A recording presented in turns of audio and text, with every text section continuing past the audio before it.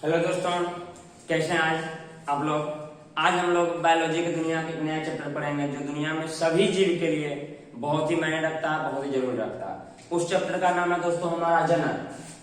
NCERT के हिसाब से 8वां चैप्टर है। अगर बायोलॉजी की बात करेंगे तो 6वां चैप्टर हो गया, जनन हमारा। समझिए दोस्तों, ये सभी जीव के लिए बहुत ही जरूरी है, बहुत ही आवश्यक है, बहुत ही कह सकते हैं अपने अस्तित्व को कायम रखने के लिए जरूरी भी है। ठीक है दोस्तों, हम लोग देखेंगे जनन क्या होता है, कैसे होता है। आई होप कि आप लोग अवगत होंगे। जनन, इसको प्रजनन भी बोलते हैं या रिप्रोडक्शन बोलते हैं। रिप्रोडक्शन अपन लोग थोड़ा देखते हैं जनन क्या होता है। आप लोग को हालांकि पता होगा, क्या क्लास 8 में आप लोग पढ़े होंगे, 9 पढ़े होंगे या बचपन में पढ़ते आए या फिर देखते हैं। सब जीव अपने बच्चे को पैदा करता है, दैट इज कॉल्ड जनन। कोई भी जीव अपने संतान को उत्पत्ति करता है, वो हमारा क्या कहलाता है, जनन कहलाता है। तो देखेंगे एक बार इसका अगर मीनिंग हम लोग निकाले, रिप्रोडक्शन। दोस्तों प्रोडक्शन मतलब क्या होता है? प्रोडक्शन मतलब क्या, कोई चीज का उत्पादन करना। प्रोडक्शन मतलब क्या होता है, कोई चीज का उत्पादन करना। रिप्रोडक्शन मतलब बार बार उस चीज का उत्पादन करना। रिप्रोडक्शन मतलब क्या होगा, बार बार कोई चीज का उत्पादन करना, वही हमारा रिप्रोडक्शन कहलाता है। जनन का अगर हम लोग डिफिनेशन लिखेंगे, क्या लिखेंगे, वैसा प्रक्रिया जिसके अंतर्गत कोई भी जीव अपने संतान को बार बार क्या करता, उत्पत्ति करता। ये हमारा जनन का डिफिनेशन हो गया नॉर्मल। अगर हम लोग फॉर्मल डिफिनेशन का बात करेंगे जनन का, अगर जनन का फॉर्मल डिफिनेशन का बात करेंगे तो भाई क्या लिखेंगे, क्या होगा इसमें हम लोग लिखेंगे, कोई भी जीव अपने अस्तित्व को कायम रखने के लिए अपने संतान की उत्पत्ति करती है। जिस प्रक्रिया द्वारा अपने संतान की उत्पत्ति करती है उसे जनन कहते हैं। कोई भी जीव अपने अस्तित्व को कायम रखने के लिए अपने संतान की उत्पत्ति करती है। वो संतान की उत्पत्ति जिस प्रक्रिया के द्वारा करती है वो हमारा क्या कहलाता है, जनन कहलाता है। समझ गए दोस्तों, जनन क्यों जरूरी है? जनन हम लोग को अपने अस्तित्व को कायम रखने के लिए जरूरी है, जनसंख्या बढ़ाने के लिए जरूरी है। अगर मान लीजिए हम लोग का जो पूर्वज थे, बाप दादा परदादा, उनके भी सब सुख पर अगर वो जनन नहीं करता है, पृथ्वी पे इतना लगभग 650 करोड़ के आसपास आदमी नहीं रहता। भारत में 140 करोड़ आदमी है। अगर हम लोग जनन नहीं करते तो क्या ये हो पाता? नहीं हो पाता ना। तो जनन बहुत जरूरी है। क्यों जरूरी है? अपने अस्तित्व को कायम रखने के लिए। अगर मान लीजिए हम अगर जनन नहीं करेंगे तो हमारा खानदान, जैसे घर में आम बोल चला हम सुनते होइएगा, अगर किसी का बच्चा नहीं था इसका खानदान अब खत्म हो जाएगा। खानदान का मतलब उसका अस्तित्व खत्म हो जाएगा, उसको अब लोग कौन जानेंगे, क्या उसके घर से कोई नहीं है। इसलिए माँ बाप कहते हैं हमको, दादा दादी नाना नानी कहते हैं हमको खानदान का वारिस चाहिए। दैट मीन्स पोता जहला करते वारिस, पोता पोती सब है, सबको इच्छा रहता है कि पोता चाहिए जो कि खानदान को जो है परंपरा को आगे बढ़ाते रहे, लोग जानते रहे अब फलाना नाम का ये आदमी है, इसके बाप दादा परदादा ये थे। बात सही भी है दोस्तों। अगर आसपास के लोग जिनके पास अगर मतलब बच्चे नहीं होते हैं ना, उसको उसके बाद का जीवन खत्म हो जाता, फिर उनको कोई जानते भी नहीं है। समझ गए ना। अपने अस्तित्व को कायम रखने के लिए, अपने पहचान को बनाए रखने के लिए जनन जो है बहुत जरूरी है। ये हम ही लोग के नहीं तो हर एक जीव के लिए होता है। अगर कुत्ता जनन नहीं करेगा तो हम लोग गली मोहल्ला में कुत्ता नजर नहीं आएगा। गाय भैंस नहीं करेगा जनन तो गाय भैंस और नजर नहीं आएगा, फिर हम लोग को दूध की प्राप्ति नहीं होगी। तो हर एक जीव जो भी लिविंग थिंग्स है वो सब जनन करता है दोस्तों। अब सारा लिविंग थिंग्स नहीं करता है, कुछ होता है जो नहीं करता है, जैसे हमारा खच्चर जनन नहीं करता, लेकिन मैक्सिमम लिविंग थिंग्स क्या जनन करता है। जनन करना इसका एक बहुत बड़ा गुण है जो उसके अस्तित्व को कायम रखने के लिए बहुत जरूरी है। समझ गए दोस्तों। अब जनन के लिए आखिर हम लोग बार बार जनन क्यों करते हैं? जनन से क्या फायदा होता है? मान लीजिए एक बार हो गया बस इतने आदमी रुक जाएंगे तो फिर क्यों, क्या हेल्प करेंगे? एक तो देखिए रीजन है कि हम लोग का आयु फिक्स है, उस दरमियान हमको करना। दूसरा दोस्तों, हम लोग विभिन्नता भी क्रिएट करते हैं। विभिन्नता क्रिएट करने में जनन का बहुत महत्वपूर्ण योगदान है। अब बोलेंगे विभिन्नता कैसे? जी हाँ दोस्तों, विभिन्नता देखिए, आप अपना चेहरा देखिए, अपने पप्पा का चेहरा देखिए, क्या दोनों आदमी मैच खा रहा है? नहीं खा रहा। अपने पप्पा का चेहरा देखिए, अपने दादाजी का या दादी का चेहरा देखिए, क्या दोनों आदमी को मेल खा रहा है? नहीं खा रहा। क्यों नहीं मेल खा रहा? यही विभिन्नता है दोस्तों। जनन में क्या होता है? जनन में हमारा आप लोग को हालांकि पहले पता होगा, शुक्राणु, अगर मनुष्य का बात करें शुक्राणु तथा मादा की बात करें तो अंडाणु। शुक्राणु और अंडाणु आपस में मिलता है। शुक्राणु हमारा क्या है? कोशिका है। नर युग्मक क्या मतलब? कोशिका है। ये कोशिका है, कोशिका के अंदर क्या रहता? डीएनए रहता, जो हमारे गुणों का संवाहक है, अनुवांशिक गुण का संवाहक है, डीएनए रहता। इधर भी हमारा क्या रहेगा? डीएनए रहेगा। दोस्तों आप लोग हायर क्लास में जाएंगे, हायर क्लास में जाएंगे जब हमारा बच्चा बनता है, जैसे जिस कोशिका से शुक्राणु बनता है ना, उसमें क्या होता है? डीएनए का फोटोकॉपी बनता है, प्रतिलिपि बनता है, रेप्लिकेशन होता है। डीएनए का बनता है फोटोकॉपी। अब आप मान लीजिए आपके पास ओरिजिनल डॉक्यूमेंट है, उसका फोटोकॉपी निकाल के थोड़ा अंतर आता है कि नहीं? चाहे उसका कलर में आए, चाहे क्वालिटी में आए, चाहे कुछ में अंतर आता है ना। वही प्रकार डीएनए जब फोटोकॉपी हमारे शरीर के अंदर बनता है, तो उसमें कुछ ना कुछ विभिन्नता आ जाता है। उसी विभिन्नता के कारण हम लोग अपने मम्मी पापा से डिफरेंट होते हैं, या कोई भी जीव अपने पेरेंट्स से डिफरेंट होता है। हालांकि विभिन्नता ये मनुष्य में स्पष्ट झलकता है। हम लोग का मान लीजिए चेहरा अलग होता है, बोलने का तरीका अलग होता है, बात करने का तरीका अलग होता है, और सब चीज अलग अलग होता है। समझ गए ना? विभिन्नता क्यों होता है? डीएनए पे जब फोटोकॉपी बनता है, जब पप्पा शुक्राणु बन रहा होगा, तो शुक्राणु जिस कोशिका से टूट के बना होगा, उस कोशिका का पहले डीएनए फोटोकॉपी होता, प्रतिलिपि होता, रेप्लिकेशन होता, तब जाकर डीएनए बनता। अब जब ये फोटोकॉपी हुआ, कहीं कहीं कुछ ना कुछ उसमें क्या होगा? मतलब ऊपर नीचे होगा। ऊपर नीचे मतलब कुछ डिफरेंसेज आएगा। उसी प्रकार हमारा अंडाणु में भी ऐसा होता, दोनों विभिन्नता हमारा आपस में मिलकर क्या होता है? जो संतान बनता है उसमें विभिन्नता झलक आता है। दोस्तों ये भी चीज आप लोग देखे होइएगा, शादी जो होता है भाई बहन में क्यों नहीं होता? मान लीजिए भाई भी लड़का है, बहन भी लड़की है, शादी हो सकता था, लेकिन क्यों नहीं करता? सबसे पीछे रीजन यही है दोस्तों, विभिन्नता। विभिन्नता इसके पीछे का जड़ है। अगर भाई बहन में शादी अगर कराते हम लोग को, हालांकि इस चीज को सभ्यता से संस्कृति से जोड़ दिया जाता है, लेकिन उसके पीछे साइंटिफिक रीजन यही है कि विभिन्नता जनरेट नहीं हो पाएगा ज्यादा से ज्यादा मात्रा। अब देखिए भाई का भी डीएनए तो पापा का ही बना, बहन का भी डीएनए पापा का ही बना, दोनों में थोड़ा बहुत अंतर है, लेकिन ज्यादा अंतर नहीं है ना, तो ज्यादा विभिन्नता क्रिएट नहीं होगा। इसीलिए दूर दराज के गांव से दूर दराज के शहर में जाकर हम लोग शादी करते हैं, तो दूसरे लड़की शादी करेंगे या दूसरे लड़का शादी करेंगे, उसके पास अलग विभिन्नता होगा, मेरे पास अलग विभिन्नता होगा, जो बच्चा आएगा उसमें और विभिन्नता आएगा। दोस्तों विकास के लिए डेवलपमेंट के लिए विभिन्नता बहुत जरूरी है। डेवलपमेंट के लिए विभिन्नता जरूरी है। आजकल देखते हुए बच्चा, आजकल का बच्चा बहुत ज्यादा तेज होता है, चीजों को जल्दी से नहीं समझता है। वही आज से एक पीढ़ी पहले जाइए, जब हम लोग बच्चे थे उस समय बच्चा इतना होशियार तेज नहीं था जितना आज के बच्चा होता। हम लोग अपने भोंद बने रहते थे, छठा तक ऐसी लौटते रहते थे जमीन पर, लेकिन आजकल के 1 साल 2 साल के बच्चा पढ़ते रहता है। समझ गए ना? तो विभिन्नता विकास के लिए बहुत आवश्यक है। विभिन्नता ही विकास को आगे बढ़ाता है। जितना भी आप धरती पे देख रहे हैं, कुछ ना कुछ नया नया चीज का निर्माण हो रहा है। क्या है निर्माण हो रहा है? क्या विभिन्नता क्रिएट हो रहा है, तो इससे विकास हो रहा है। विभिन्नता समझ के जन्म के लिए मतलब विकास के लिए बहुत आवश्यक है। इसलिए हम लोग दूसरे गांव से, दूसरे शहर से, कहीं अलग अलग जगह पे शादी करते हैं, ज्यादा ज्यादा विभिन्नता क्रिएट हो, ज्यादा बच्चा हमारा जो हो, आगे जो बच्चा है वो ज्यादा डेवलप्ड है। अब इसका कभी कभी उल्टा भी परिणाम पड़ता है, विभिन्नता क्रिएट होता है तो उससे नुकसान भी होता है। मान लीजिए अलग अलग लोगों से शादी के, मान लीजिए कोई बहुत होशियार है, कोई बहुत भोंद से शादी हो गया, हो सकता है बच्चा भोंद भी हो सकता है। हालांकि ज्यादातर केस में होशियार ही होता है, बट एक दो केस ऐसा होता है बच्चा थोड़ा डल भी हो जाता है। समझ गए ना? लेकिन विभिन्नता के कारण ही विकास होता है।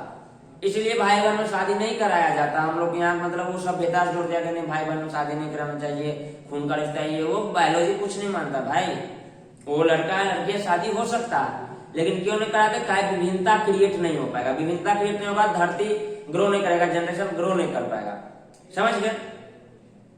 जन्म समझ में आया? जन्म क्या होता है? अपने संतान की उत्पत्ति करना।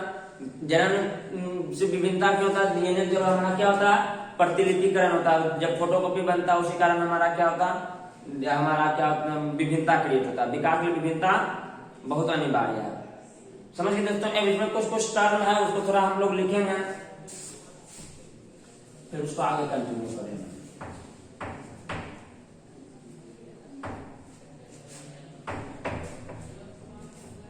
इसमें हम कुछ टर्म लिखते हैं जो बार बार पूरा चैप्टर में हो जाएगा। युग्मक। युग्मक किसको कहते हैं दोस्तों? इसका इंग्लिश में होता है गैमेट।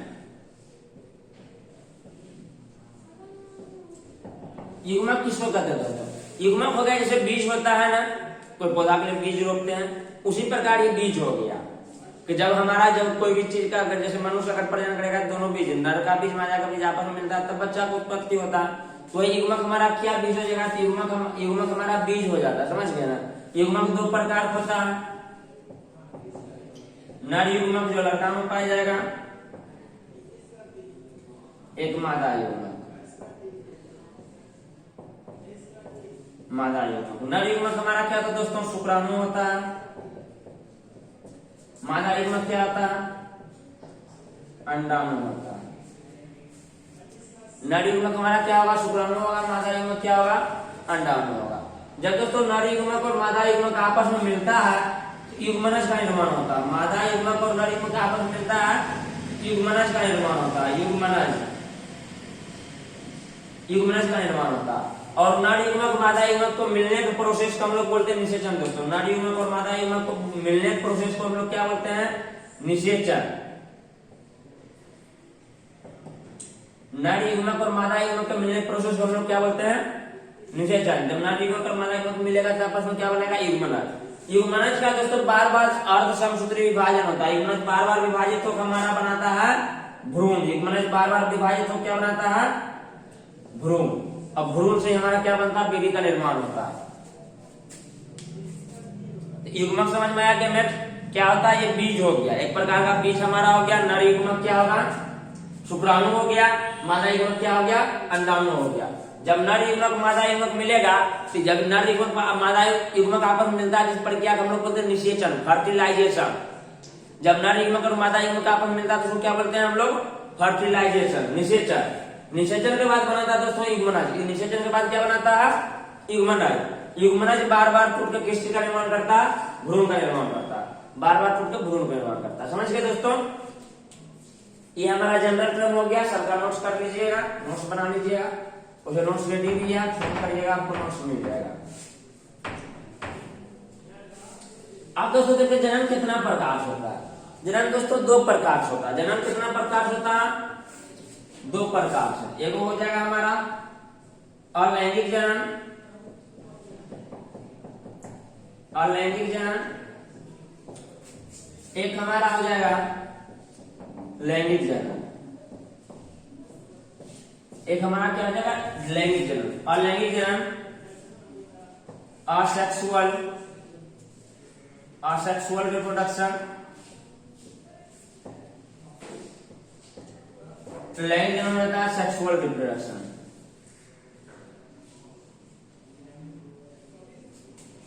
Sexual reproduction. देखिए दोस्तों नाम से है अलैंगिक जनन, मतलब इसमें लिंग भाग नहीं लेगा। इसमें मतलब लिंग भाग नहीं लेगा।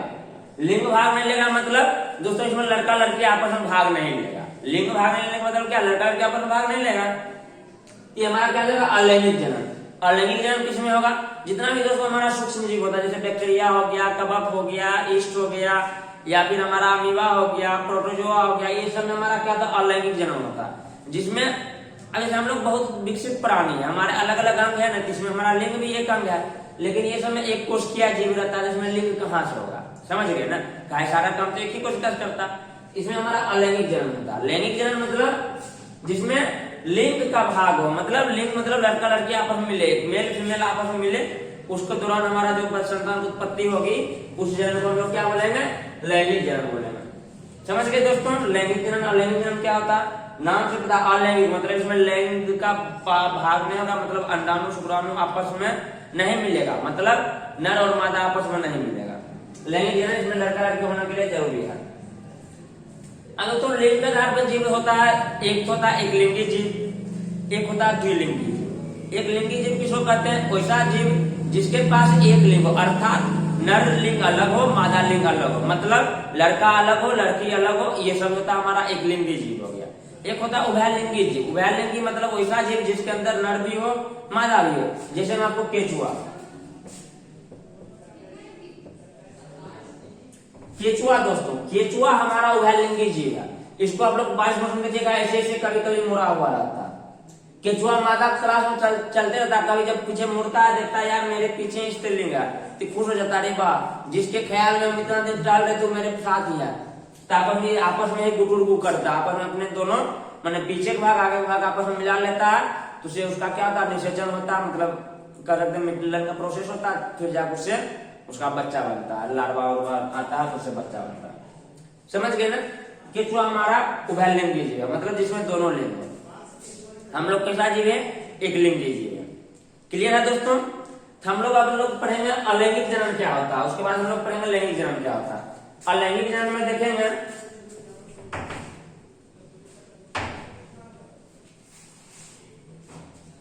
अलैंगिक जनन जाहिर जनन का औजार जिसमें क्या होगा हमारा दोस्तों, एक ही जीव अपने संतान की उत्पत्ति करेगा। एक ही जीव करने का मतलब या तो मेल भी हो सकता है, फीमेल सकता है, या उसमें पता भी नहीं है, कोई बात नहीं, एक जीव हमारा है, कोई पेरेंट वो अपने संतान की उत्पत्ति करेगा अकेले। समझ गए। अलैंगिक जीव में क्या होगा, अलैंगिक जनन में कोई एक जीव अपने संतान की उत्पत्ति करेगा इट सेल्फ, वो हमारा अलैंगिक जनन हो जाएगा। तो इसकी विशेषता बहुत सारी हो जाएगी। पहला तो वही अकेले जीव हमारा जनन कर सकता है, इसमें हमारा क्या होगा, सिर्फ एक जीव जन्म करता है, एक जीव जन्म करता है। इसकी विशेषता क्या हो जाएगा हमारा, ये जो हमारा अकेला जीव जन्म कर सकता है, इसमें हमारा निषेचन नहीं होता है, इसमें हमारा नर युवक मादा युवक भाग नहीं लेता, इसमें हमारा बहुत कम समय बहुत अधिक जनसंख्या उत्पन्न हो सकता है, और इसमें दो जीव जरूरत नहीं है, तो अपने अपने बहुत बार भी बच्चे को पैदा कर सकते हैं। समझ गए ना। उसके बाद हमारा ये जो है बहुत तेज अपना जनसंख्या बढ़ाता, ये कम टाइम में होता, ये सब दोस्तों इसकी विशेषता हो गया। इसमें हमारा निषेचन नहीं होता, इसमें हमारा युग्मनज का निर्माण नहीं होता, इसमें युग्मनक भाग नहीं लेता है। समझ गए। सिर्फ और सिर्फ एक जीव भाग लेता है। अलैंगिक जनन समझ में आ गया। अलैंगिक जनन इसमें एक जीव भाग लेगा, एक जीव से उसके संतान की उत्पत्ति होगी। इसमें अलग अलग जीव जो है हमारा नहीं लेता है भाग। समझ गए। इसकी विशेषता हम भी बता दिए हैं, ढेर सारा विशेषता लिख सकते हैं आप अपने से भी सोच के क्या क्या होता है। अब दोस्तों इसका कुछ पार्टिकुलर मेथड भी होगा अलैंगिक जनन का, इसका कुछ मेथड है। इसमें पहला आता है दोस्तों अलैंगिक जनन का मेथड हमारा आता है, पहला आता है विखंडन।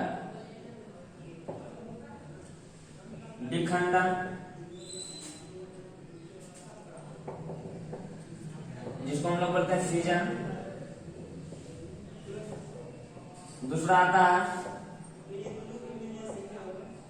मुकुलन, बडिंग। तीसरा आता है हमारा पुनर्जनन,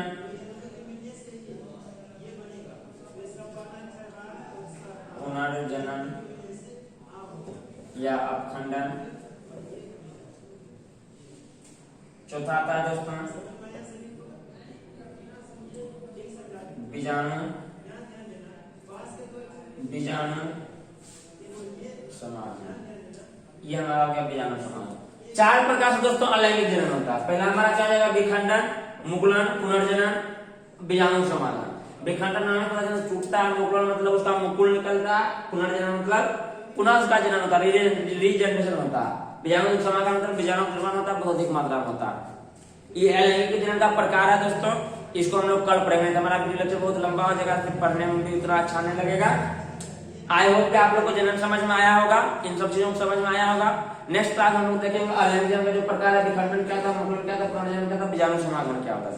दोस्तों ये हमारा सबसे मोस्ट इंटरेस्टिंग चैप्टर है, मोस्ट नॉलेजेबल चैप्टर है, बहुत ही फायदेमंद चैप्टर है। हम लोग को इसमें अपने बारे में बहुत कुछ जानने को मिलेगा, इसलिए इसको आप लोग अच्छे से ध्यान लगा के पढ़िएगा।